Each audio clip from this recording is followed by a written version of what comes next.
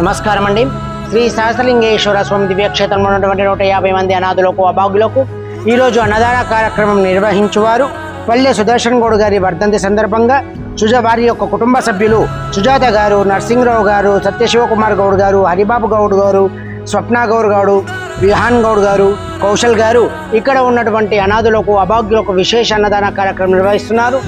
వారి కుటుంబానికి సకల ఆయురారోగ్యాల భోగభాగ్యాలతో పాటు శ్రీ సహస్రలింగేశ్వర స్వామి దివ్యాశీస్సులు వారికి ఎల్లవెల్లలను కోరుకుంటూ శ్రీ సహస్రలింగేశ్వర స్వామి దివ్యక్షేత్రం నుండి కీర్తిశేషులు పల్లె సుదర్శన్ గౌడ్ గారికి వారి పవిత్ర ఆత్మకు శాంతి చేకూరాలని ఆ పరమేశ్వరుని వేడుకుంటూ మీరు అందిస్తున్నటువంటి ఈ యొక్క అన్నదాన కార్యక్రమం అంగరంగ వైభవంగా నిర్వహించడం జరుగుతుంది.